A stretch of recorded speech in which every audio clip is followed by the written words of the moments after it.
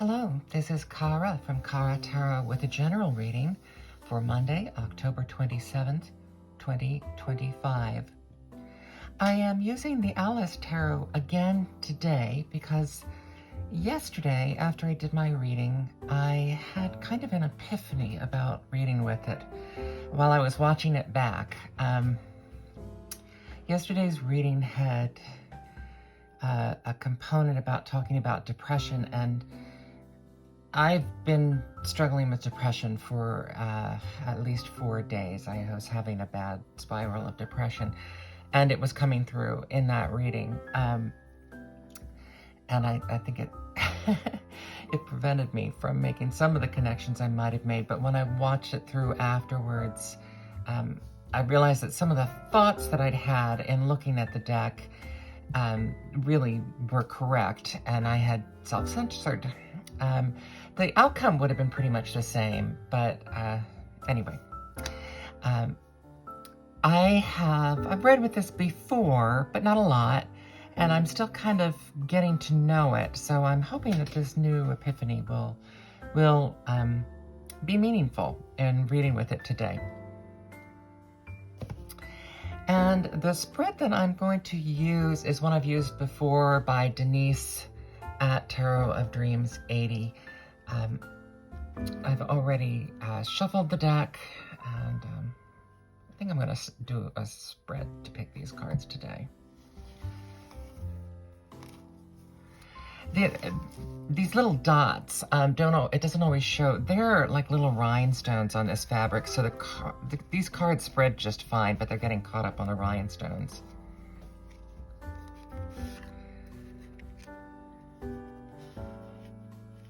So this spread by Denise is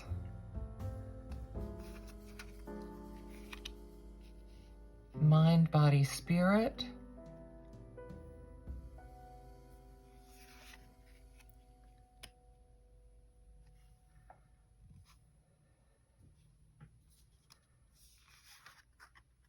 Internal forces. External forces. And then bottom of the deck.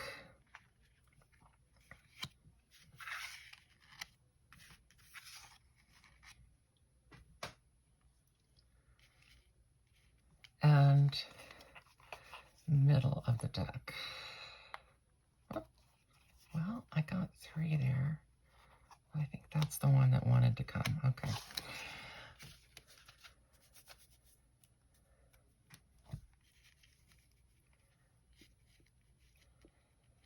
Okay, so let me see if I can...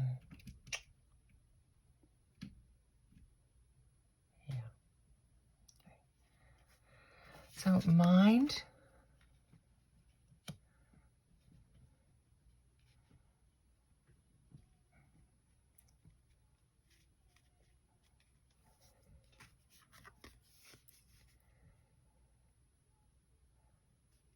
The mind is still introspective. That's now one of the things I'm trying to do with this, my new thoughts about this deck, is I really just want to forget the card meaning to start with, just read the picture and go with my first impulse. So my first impulse is that the mind is still withdrawn.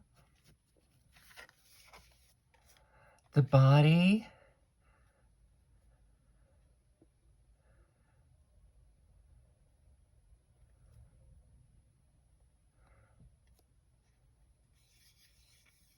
is present and engaged, but kind of disconnected. And spirit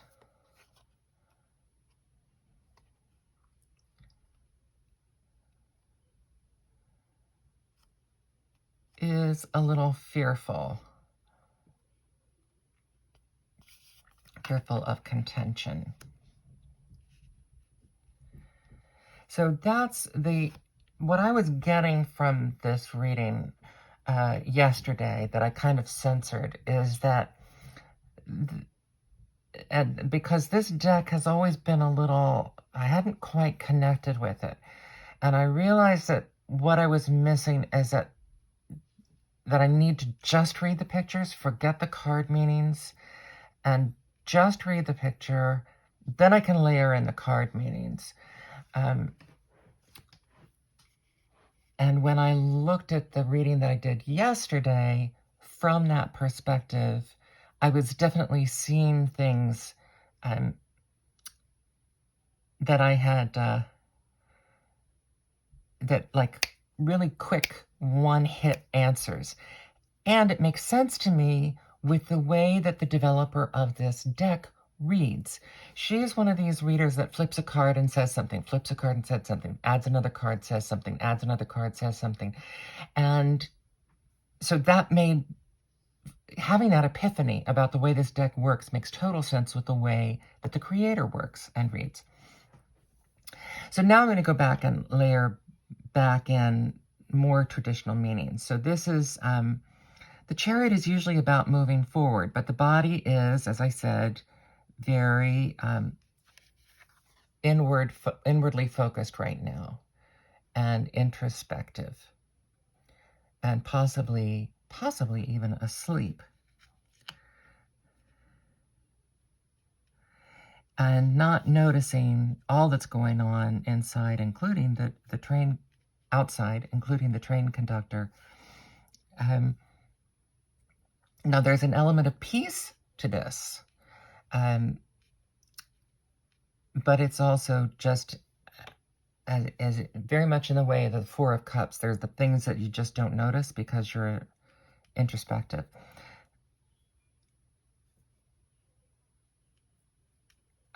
And I said body, I meant mind. This is mind, body, spirit. Mind, body, spirit. So, and then the body is present and engaged, but detached. And this is a Three of Cups.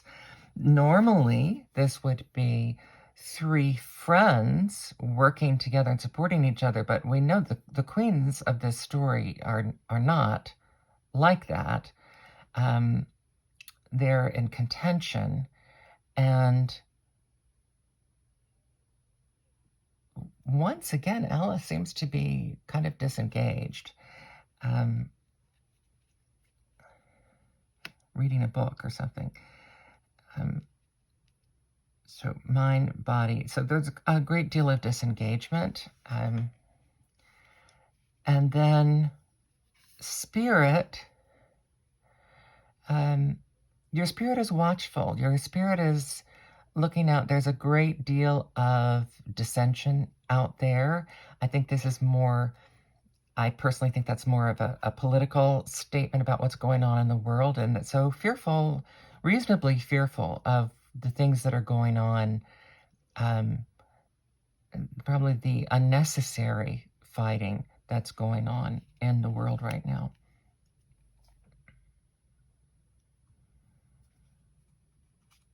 Then we have internal aspects, external aspects. Bottom of the deck, which I usually read as a reverse, as the opposite of what it says, and middle of the deck. So internal aspects.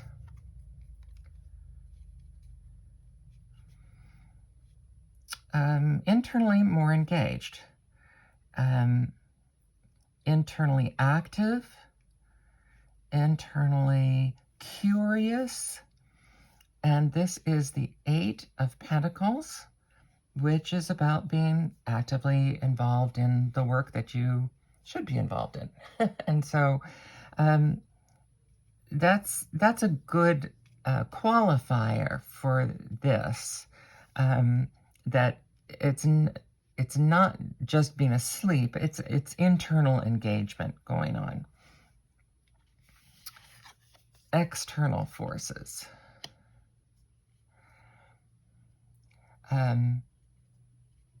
This is greeting, curiosity,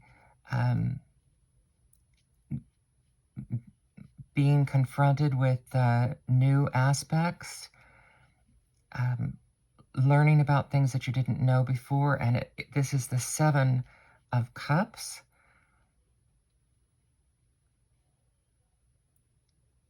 And so that's possibly, normally Seven of Cups is being offered a lot of options, and confused by options, And so in this case, I'd say, but it's more about just being, the external forces are presenting you with a lot of options, but presenting you with new things that you hadn't even considered before.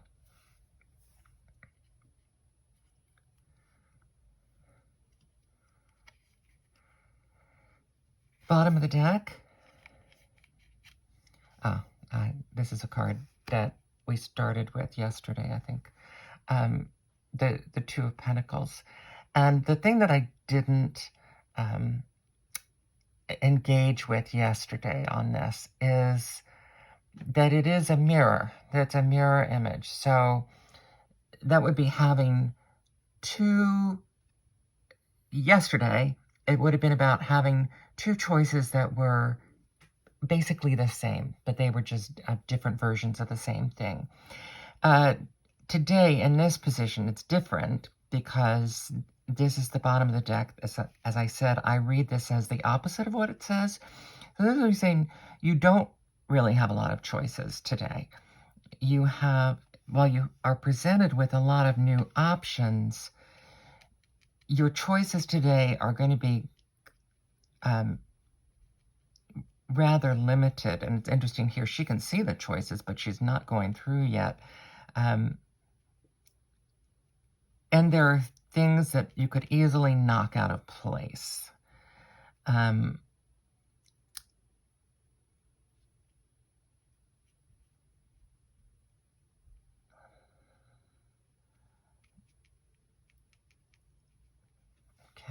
so and maybe not.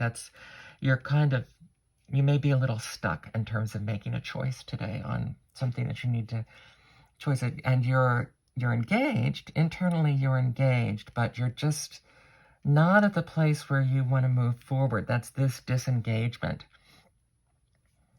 And then at the heart of the matter, the center of the deck, is the Hanged Man. And literally, looking at this very literally, standing on your head. So a lot of pressure, in a way, you're having pressure in ways that you would not normally get the pressure. You have that pressure resting on your head and neck. For me, that's been literal lately. But for you, that could just mean you're having a lot resting on your shoulders. There you go. And that's the kind of thing that I was talking about with, that I can use, with these cards, I can kind of look at this card and say, there's a lot resting on your shoulders. And it is, and there it is. And that is my epiphany with this deck, that I need to do more reading like that with it and then think about. So with a lot resting on your shoulders, you also have other people just kind of not acknowledging, kind of blithely unaware that you have a lot on your shoulders, and maybe just kind of say, well, just straighten yourself out. But they're not really aware of what's going on. And being kind of clowns, he has that clown nose on. And yet at the heart of the matter, adding to that, is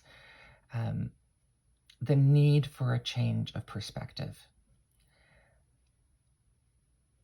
The Hanged Man can also be about sacrifice. You may have this weight on your shoulders because of the sacrifices you are making for others.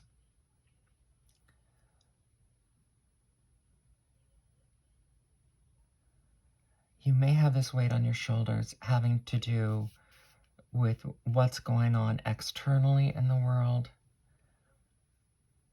Your way of dealing with it has been to be kind of detached and having internal engagement. And even that is weighing on you.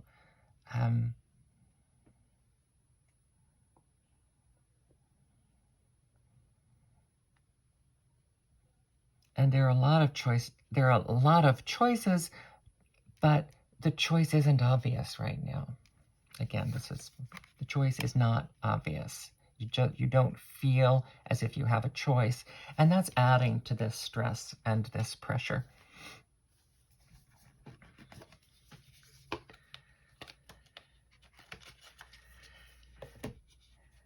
And I'll be adding an oracle card to kind of cap this off, and that is the Chanterelle, which is artful, elegant vessel. And so this is a deck that I'm still getting to know. What's written about this is golden chalices gleam from the forest floor, containing and sustaining.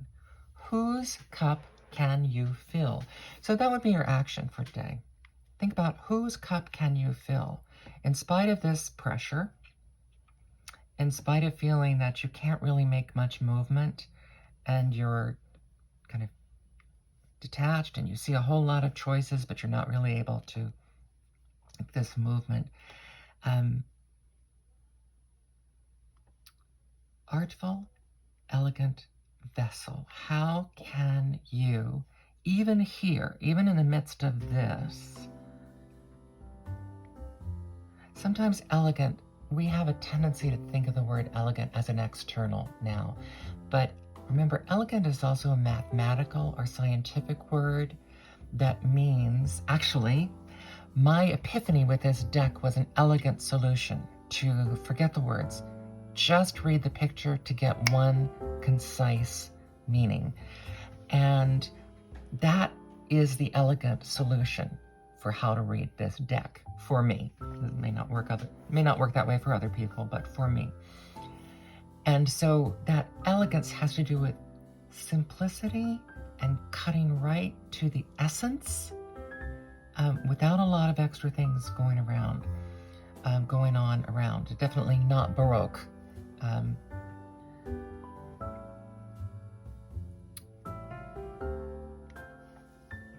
So again, how can you fill, I think it was, how can you fill others? Whose cup can you fill? So that's the action and thought that I would leave you with today is, in spite of this, yesterday's reading was kind of stagnant too. And in spite of this kind of stagnant internalized feeling, you can still do things for others. You can fill someone else's cup, if only to make things easier for them. And that may be all you need to do today. Every day is not a high performance day. So this is Cara from Cara Tarot. I hope that both illuminates some things for you and also takes a little bit of the weight off your shoulders. If you can just remind yourself that even though it's Monday, not every day is a high performance day. Some days you're just filling the cup. You're just maintaining. This is Cara from Cara Tarot. Thank you.